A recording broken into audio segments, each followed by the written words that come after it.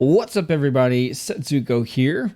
So, a lot of you guys have been asking about World of Warcraft content here over the last couple of months while I haven't been making World of Warcraft content. Hey, are you going to do more guides? What's going on? What's the deal? And I've kind of told you guys that, my overall goal is to expand the channel out beyond just World of Warcraft content so that I can bring brand new games and features to you guys here on the channel, broaden my horizons, and just not be limited to one thing. That being said, many of you have, requested these guides and this information, and it's coming from a place of just genuine help and genuine appreciation for the stuff that I've done in the past. And while I don't think that, I'm necessarily going to be doing the same stuff that I did in the past when it comes to World of Warcraft, just because of the level of time investment and everything involved, which I've talked about many times before, I do still want to try to do what I can to help. And so what I wanted to start doing here and just test it and see if you guys are receptive to it and see if you like it is I just want to give you like a little bit of help, a little bit of a push as much as I can into the Shadowlands expansion with some of the classes and specializations. And I want to do that by kind of giving you an introduction to the talent build that I use for leveling and just how the skills kind of correspond. What's important to, be pushing when you are actually leveling, like what abilities are important, how does everything synergize and sync up, and just kind of go from there. And if you guys have questions beyond what I cover in one of these videos, then I want to encourage you to get involved with the channel community. Get onto the Discord. That's the main place for the sort of community involvement here and ask questions.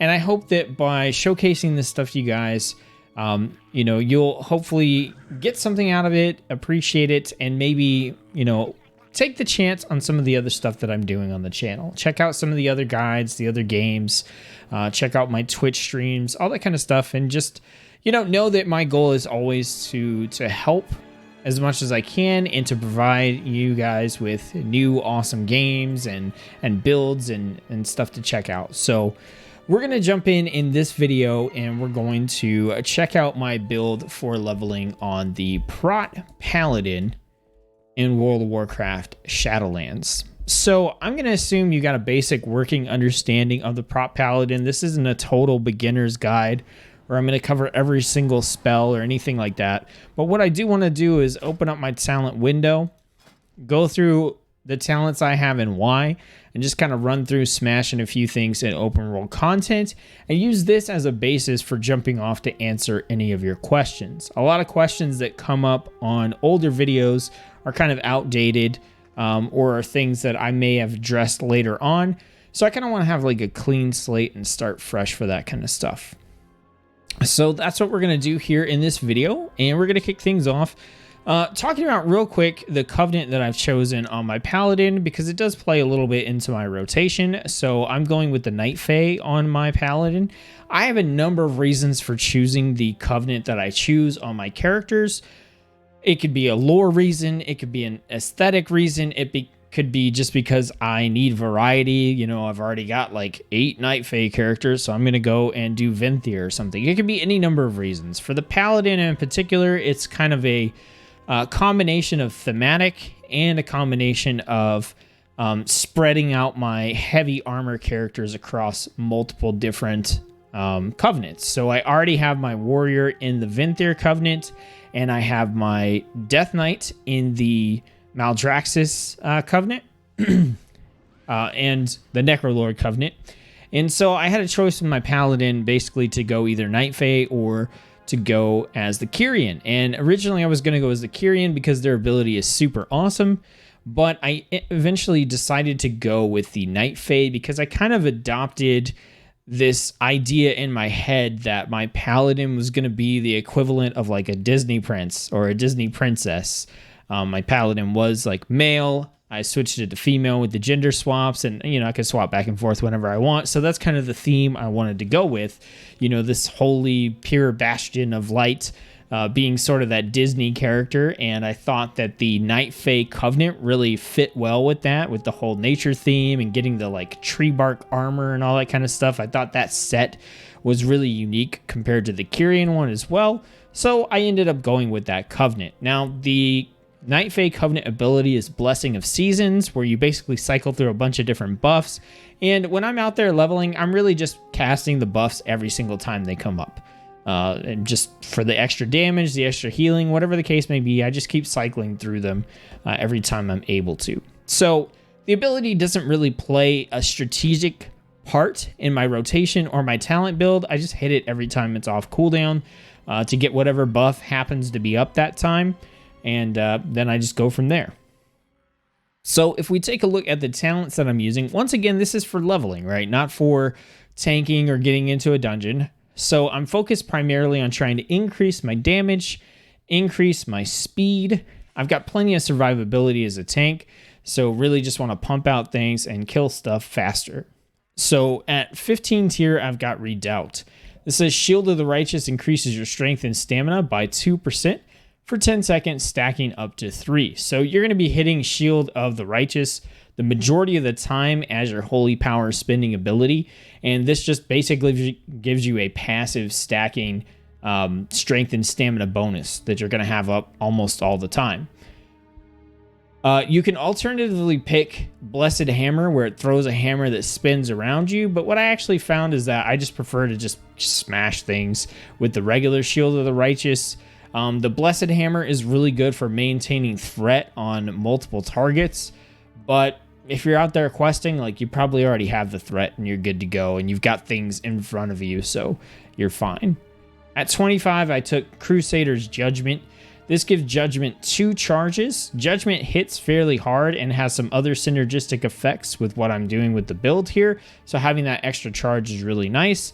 And Grand Crusader now grants a charge of Judgment. So Grand Crusader is our protection passive ability here. Whenever you avoid a melee attack or use Hammer of the Righteous, you have a 15% chance to reset the remaining cooldown on Avenger's Shield. So with Crusader's Judgment, we also have a chance to reset that charge of Judgment. So it's a nice way to kind of get more procs on the things that help us deal damage more often. At the 30 tier, I've got Fist of Justice. Each Holy Power spent reduces the remaining cooldown on Hammer of Justice by 2 seconds. Hammer of Justice is your little stun that you can use, and this just allows you to use it more often. Anything on this tier is okay, but I just find like the stun is like all around universally useful, whether you're in a group or you're out by yourself, so I like to take this one. At 35, we have Cavalier. This gives your Divine Steed an extra charge, and that just makes it so that you can go faster more frequently. So Divine Steed is one of the only ways we have to increase our mobility, and so having a second charge of that just means we get to do that more often, and it's nice. Like I said, I want to increase my damage, increase my speed, and that's one of the few ways we have on Paladin to increase our speed. At 40, we've got Divine Purpose. Your Holy Power abilities have a 15% chance to make your next Holy Power ability free and deal 20% increased damage and healing. Once again, every time we use a Holy Power ability, which is most of the time going to be Shield of the Righteous, but it will occasionally be our heal, Word of Glory as well, we'll have a chance that the next Holy Power ability we get to use is free, which means we get to skip all the building up of the Holy Power and just go straight into slamming that Holy Power ability again, and that makes it so that we get those nice big spikes of damage more often. So this is a really cool ability to have, specifically for that reason. At 45, we have Judgment of the Light. Judgment causes the next 25 successful attacks against the target to heal the attacker for 49. So, like I said, we're going to be using Judgment quite a bit. We've got the extra charge here, as well as the chance to reset the cooldown with our proc from Grand Crusader. So this basically makes it so that we can upkeep a like constant healing buff on the target that we're fighting at all times. It's just a nice passive to have when we're out there killing stuff.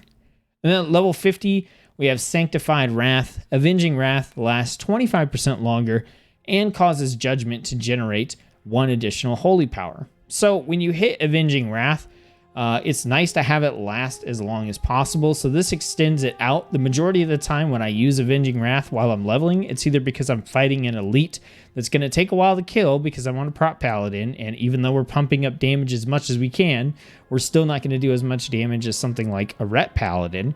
So this gives us more time in that Avenging Wrath buff to take down those elite enemies, or I'm doing a really big pull, and again, I might not be taking as much time to kill a single enemy, but I'll be taking more time to kill all those enemies that I pulled. So this gives me a nice big boost to Avenging Wrath.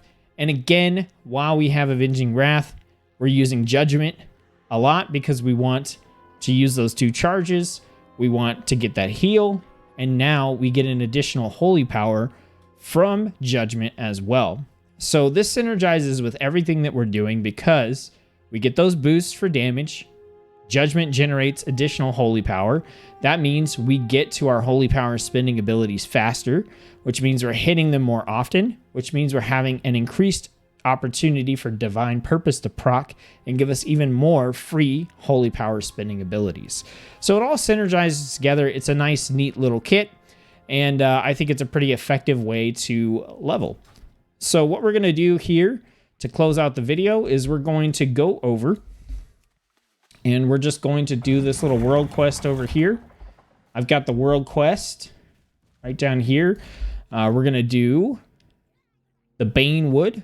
So, the Bane Wood's the bonus objective. The Curious Cache is the one we're doing to kill 10 Bane Wood wildlife. So we're going to go do that, and I'm going to kind of walk you through how the rotation works. And we could start off by just attacking this Fear Spinner.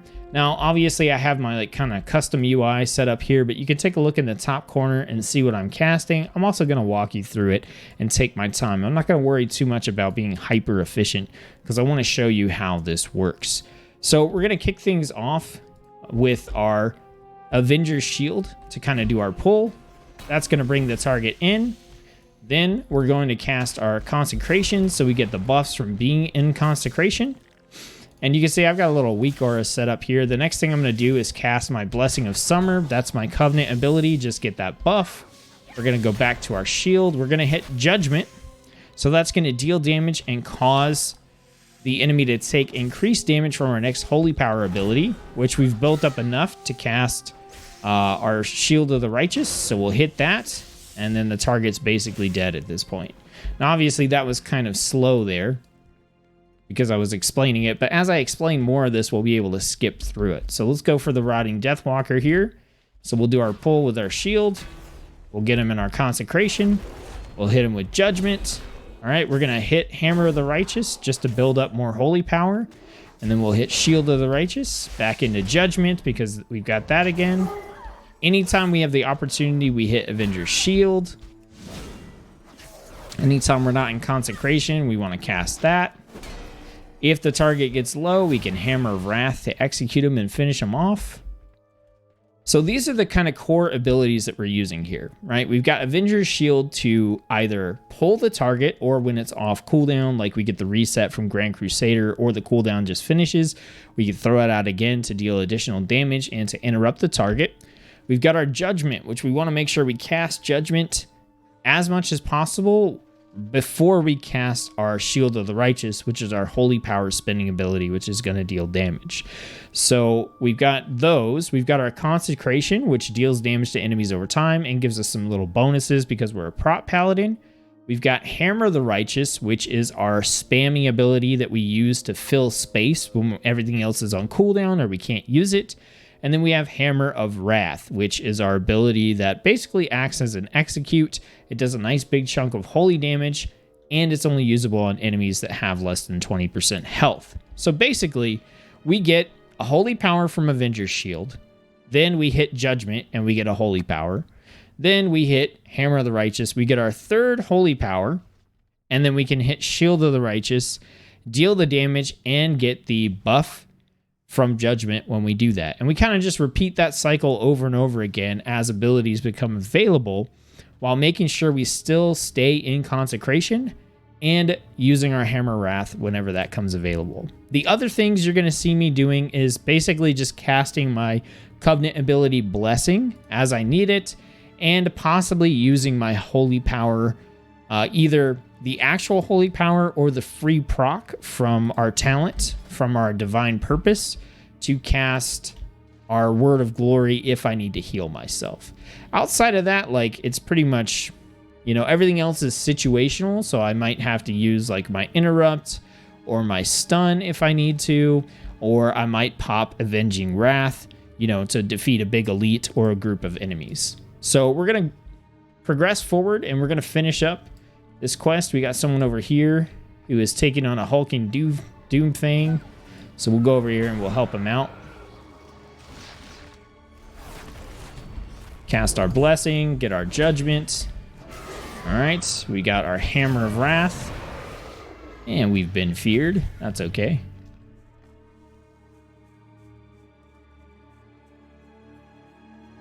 All right, so let's see. Obviously, we could pull a few extra things, but I'm going to stick with this druid here and just kind of jump in with them on the world quest. We've got our 3 for shield. We got our wrath. There we go. We're cranking stuff down. Our health is in a pretty good spot as well. While we're out here, you know, it doesn't hurt to do some of the stuff that helps us clear the bonus objective out here. All right, so we shield, consecration. I got my blessing up. We're going to drop judgments and dead. See, half the time we don't even get through our rotation. Part of that right now is because we are, you know, kind of rolling with this druid who's also doing the quest. So let's get our shield out. Make sure we're in consecration. We're going to judgment. We've got enough points for Shield of the Righteous with the buff. We can judge again. Get Shield of the Righteous again. Hammer of Wrath to finish him off. All right, here we go. Get in consecration. We've got enough points. There we go. You see this is flowing pretty smoothly. All right, we use our blessing.